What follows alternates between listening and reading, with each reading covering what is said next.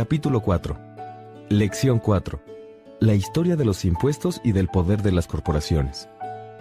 Mi padre rico solo jugó el juego con inteligencia y lo hizo a través de corporaciones, el secreto más importante de los ricos. Recuerdo que en la escuela me contaron la historia de Robin Hood y sus alegres camaradas. Mi maestra aseguraba que era la maravillosa historia de un héroe romántico que les robaba a los ricos para darles a los pobres. Pero mi padre rico no lo veía de la misma manera. Él pensaba que Robin Hood era un vil ladrón. Es posible que Robin Hood se haya ido, pero sus seguidores continúan viviendo. Con frecuencia escucho a la gente decir, ¿por qué no pagan eso a los ricos? Los ricos necesitan pagar más impuestos y ese dinero se lo deberían de dar a los pobres. La fantasía de Robin Hood, o la noción de quitarles a los ricos para darles a los pobres, es lo que más daño les ha hecho a los mismos pobres y a la clase media. De hecho, la clase media tiene las mayores cargas fiscales por culpa de Robin Hood. La verdad es que los ricos no pagan impuestos. Quienes pagan por los pobres son quienes pertenecen a la clase media, y en especial, la gente con preparación académica de clase media alta. Nuevamente, para entender bien cómo son las cosas, tenemos que hacer una revisión de la historia de los impuestos. Mientras que mi padre pobre, el más preparado académicamente, era experto en la historia de la educación, mi padre rico llegó a ser, por méritos propios, un experto en la historia de los impuestos. Padre rico nos explicó a Mike y a mí que al principio no se pagaban impuestos ni en Inglaterra ni en los Estados Unidos. Ocasionalmente se llevaban a cabo recaudaciones fiscales para financiar guerras. El rey, y cuando las 13 colonias se independizaron, el presidente daba aviso y le pedía a todo mundo que diera unos centavos. En Gran Bretaña se hizo una recaudación para financiar la guerra contra Napoleón de 1799 a 1816. En Estados Unidos para pagar la guerra civil de 1861 a 1865. En 1874, Inglaterra decretó la permanencia del impuesto sobre ingresos para los ciudadanos. En 1913, también se hizo permanente un impuesto del mismo tipo en los Estados Unidos, a través de la adopción de la 16ª enmienda hecha a la Constitución. En algún momento los estadounidenses estuvieron en contra de los impuestos. Fue un impuesto sobre el té lo que condujo a la famosa fiesta del té en la bahía de Boston, incidente que propició y encendió la mecha de la Guerra de Independencia. A Estados Unidos y a Inglaterra les tomó aproximadamente 50 años convencer a los ciudadanos de pagar un impuesto sobre ingresos de manera regular. Lo que estos datos no nos dicen es que al principio, estos impuestos solo se recaudaron entre los ricos. Este era el punto que Padre Rico quería que Mike y yo entendiéramos. Nos explicó que la idea de los impuestos se hizo popular y fue aceptada por la mayoría porque a los pobres y a la clase media se les dijo que los impuestos habían sido creados para castigar a los ricos. Las grandes masas votaron a favor de la propuesta de ley, y esta se hizo legal constitucionalmente. A pesar de que el objetivo de los impuestos era castigar a los ricos, en realidad terminaron castigando precisamente a la gente que votó a favor, los pobres y la clase media. En cuanto el gobierno tuvo una probadita del dinero, su apetito creció, dijo Padre Rico. Tu papá y yo somos exactamente opuestos. Él es un burócrata del gobierno, y yo soy capitalista. Nos pagan y nuestro dinero se mide en comportamientos opuestos. A él le pagan por gastar dinero y contratar gente. Entre más gaste y más gente contrate, más crecerá su organización. En el gobierno siempre se respeta a las grandes organizaciones. En contraste, entre menos gente contrate yo y menos dinero gaste, los inversionistas más respetarán a mi organización. Es por eso que no me agradan los burócratas. Tienen objetivos distintos a los de la mayoría de la gente de negocios. A medida que crece el gobierno, más necesita recaudar dinero a través de los impuestos para mantenerse. Mi padre con preparación académica creía firmemente que el gobierno tenía la obligación de ayudarle a la gente. Adoraba a John F. Kennedy y en especial la idea del cuerpo de paz. Le agradaba tanto la idea que tanto él como mi madre trabajaron para dicha organización. Ambos entrenaron voluntarios para ir a Malasia, Tailandia y Filipinas. Papá siempre se esforzaba por obtener préstamos adicionales e incrementos en el presupuesto para contratar más gente en sus dos empleos, en el Departamento de Educación y en el Cuerpo de Paz. Desde que tuve unos 10 años, empecé a escuchar a mi padre rico decir que los trabajadores gubernamentales eran un grupo de ladrones flojos, y a mi padre pobre quejarse de los ricos y decir que eran ladrones y codiciosos, y que debían pagar más impuestos. Ambos tenían argumentos válidos, pero para mí resultaba difícil ir a trabajar durante el día para uno de los capitalistas más importantes del pueblo, y luego volver a casa con un padre que era prominente líder gubernamental. No fue fácil decidir a cuál padre creerle. A pesar de la divergencia, sin embargo, si se estudia la historia de los impuestos, siempre surge una perspectiva interesante. Como ya lo mencioné, la aceptación de los impuestos fue posible solo porque las grandes masas creyeron en la teoría económica de Robin Hood, quitarle a los ricos para darle a todos los demás. El problema fue que el apetito que el gobierno tenía por el dinero era tan grande que poco después los impuestos tuvieron que recaudarse entre la clase media y a partir de ahí, solo continuaron filtrándose hacia abajo. Los ricos detectaron la oportunidad de protegerse porque ellos no juegan con las mismas reglas. Ellos sabían sobre compañías, las cuales se volvieron bastante populares en los tiempos en que aún se navegaba en barco. Los ricos crearon la empresa como un vehículo para limitar el riesgo que corrían los activos en cada viaje. Básicamente, colocaron su dinero en una empresa con el objetivo de financiar la navegación. Luego, la compañía contrató a su propia tripulación para navegar al Nuevo Mundo y buscar un tesoro ahí. Si el barco se extraviaba, la tripulación perdía la vida, y la pérdida de los ricos se limitaba al dinero invertido en ese viaje. El conocimiento de la estructura legal corporativa es lo que en realidad les concede a los ricos una amplia ventaja por encima de los pobres y de la clase media. A mí me educaron dos padres, uno socialista y el otro capitalista. Pero en muy poco tiempo comprendí que la filosofía del capitalista era la más lógica para mí. En mi opinión, los socialistas terminaron castigándose a sí mismos por su falta de educación financiera, sin importar lo que inventara la multitud de gente que creía que se debía tomar lo que les pertenecía a los ricos. Estos siempre encontraron la manera de ser más astutos. Por esa razón, los impuestos terminaron recaudándose entre la clase media. Los ricos fueron más hábiles que los intelectuales, sencillamente porque entendieron el poder del dinero, materia que no se enseña en las escuelas. ¿Cómo aventajaron los ricos a los intelectuales? En cuanto fue aprobado el impuesto para quitarles a los ricos, el dinero empezó a fluir hacia las arcas del gobierno. La gente estaba muy contenta al principio. El dinero se entregaba al gobierno y a los ricos. Les llegaba a los trabajadores gubernamentales a través de empleos y pensiones, y a los ricos les tocaba una parte cada vez que sus fábricas y empresas ganaban una licitación pública. El gobierno recibía una enorme cantidad de dinero, lo cual lo colocó en apuros respecto al manejo fiscal del mismo. Pero permíteme explicarte por qué. El ideal del gobierno es no tener dinero en exceso porque si no logra gastar los fondos asignados, corre el riesgo de perder ese dinero cuando se realice el siguiente presupuesto, porque no haberlo ocupado es señal de ineficiencia. A la gente de negocios, en contraste, se le recompensa y aplaude por su eficiencia cuando termina un ejercicio y tiene excedentes. Este ciclo del incremento en el gasto gubernamental continuó y, en consecuencia, también aumentó la necesidad del dinero. Entonces, la idea de cobrarles impuestos a los ricos se ajustó para incluir a los niveles de la sociedad que recibían menores ingresos, hasta llegar a la misma gente que votó a favor, los pobres y la clase media. Los verdaderos capitalistas usaron su conocimiento financiero para encontrar un escape. Volvieron a refugiarse en la protección que se recibe al pertenecer a una corporación.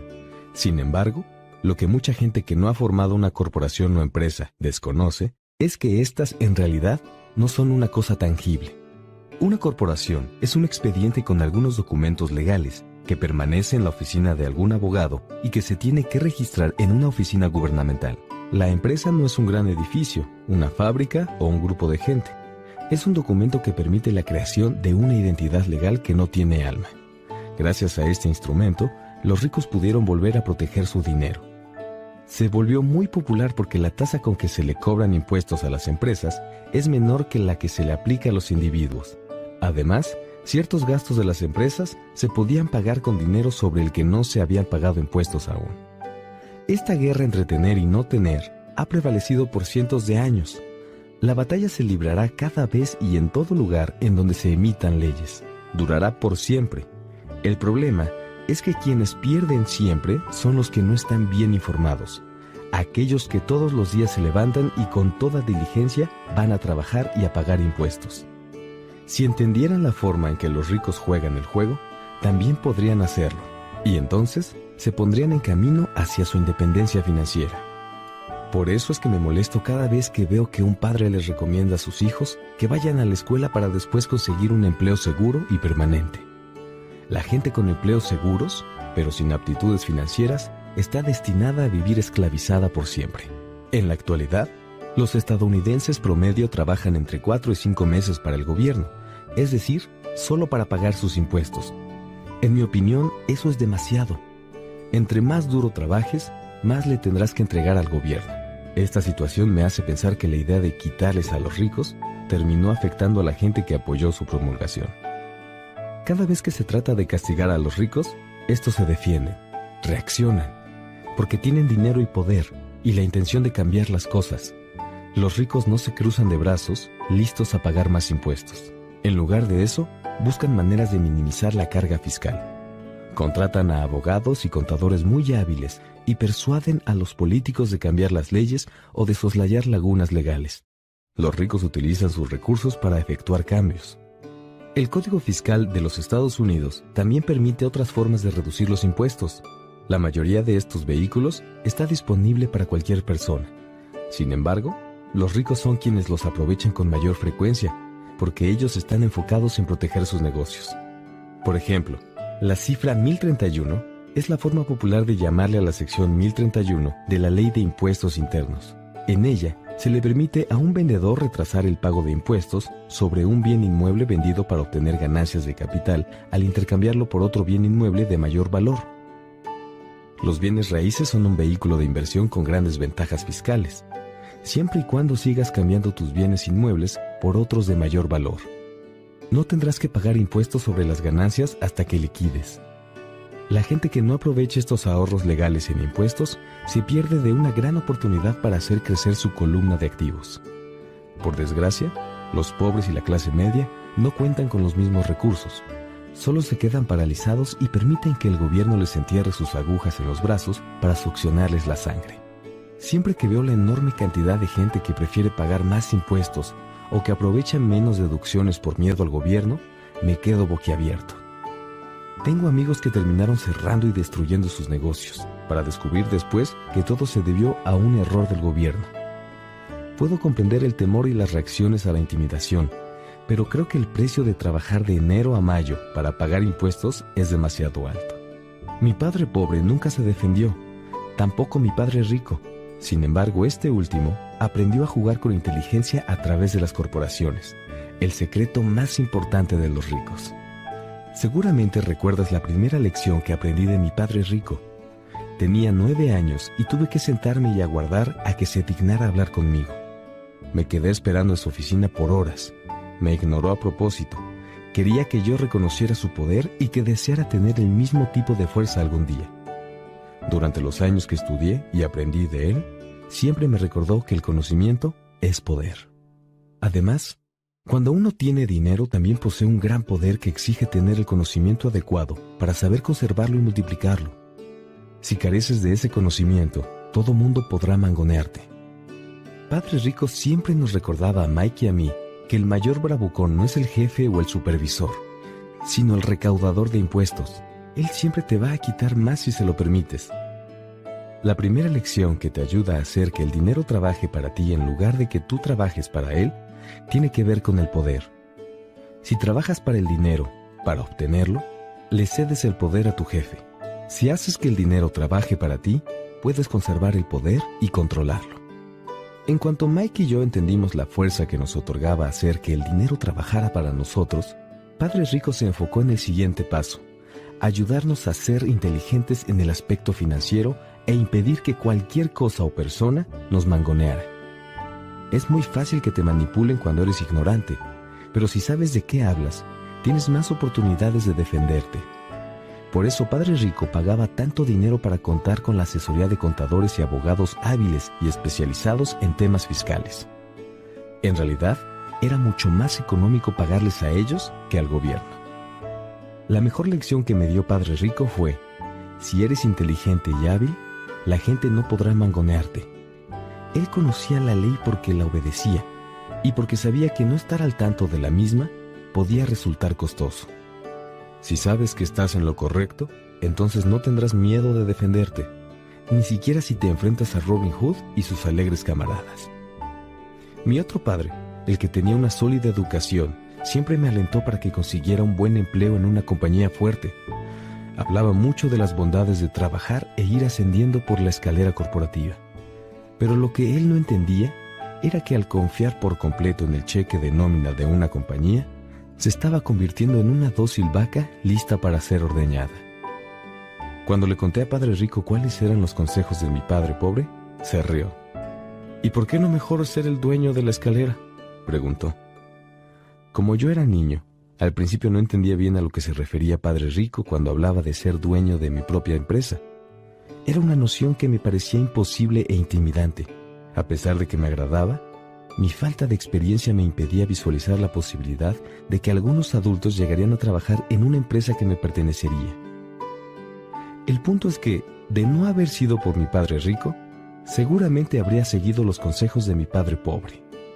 Gracias a algunos recordatorios ocasionales de Padre Rico, siempre tuve en mente ser el dueño de mi propia empresa y continué en un camino distinto. Para los 15 o 16 años, estaba seguro de que no iba a seguir los consejos de mi padre pobre.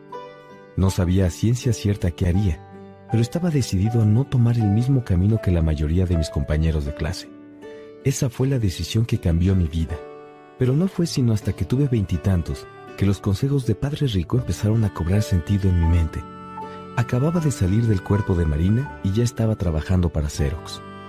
Ganaba mucho dinero, pero cada vez que revisaba mi cheque, me sentía muy desilusionado.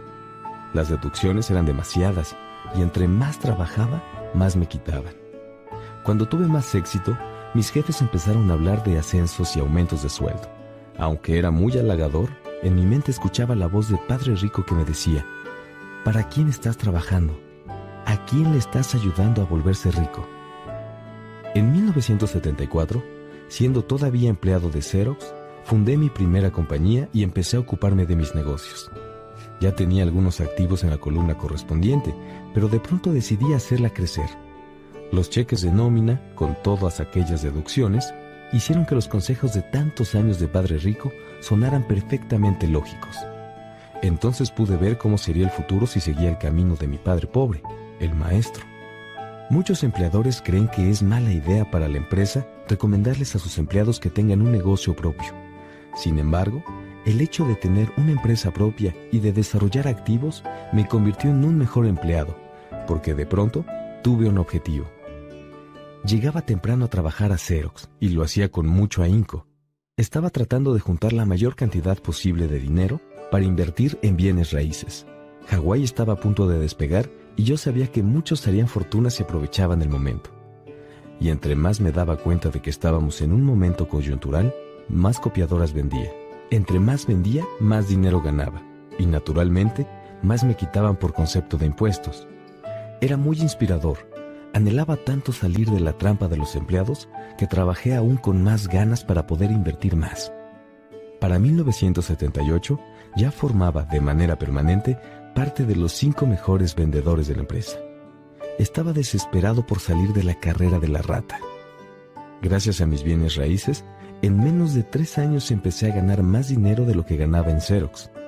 Además, lo que ganaba en mi columna de activos, por medio de mi propia empresa, era dinero que trabajaba para mí y no ingresos que me obligaban a vender copiadoras de puerta en puerta.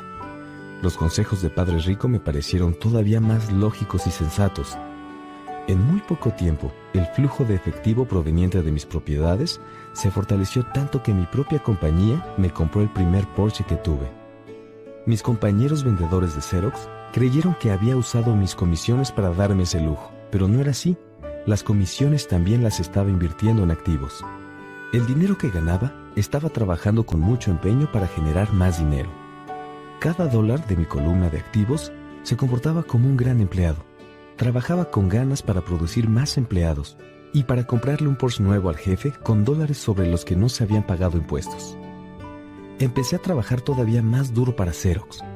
El plan funcionaba y mi Porsche era prueba de ello. Usé las lecciones aprendidas de Padre Rico y pude salir de la carrera de la rata siendo aún muy joven. Todo lo anterior fue posible gracias al sólido conocimiento financiero que adquirí en las clases de Padre Rico. Sin ese conocimiento, al que yo llamo inteligencia financiera o IQ financiero, mi camino a la independencia económica habría sido mucho más difícil. Hoy en día les enseño a otros con la esperanza de poder compartir con ellos lo que sé. También les recuerdo a la gente que el IQ financiero incluye conocimiento en varias áreas. 1. Contabilidad.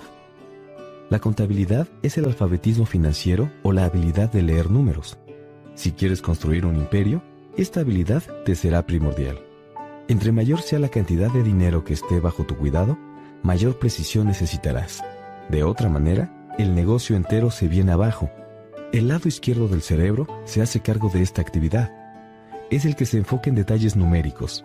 El alfabetismo financiero te permite leer y entender estados financieros, lo cual, a su vez, te da la oportunidad de identificar los puntos fuertes y débiles de cualquier negocio. 2. Inversiones. Invertir es la ciencia de hacer dinero con dinero.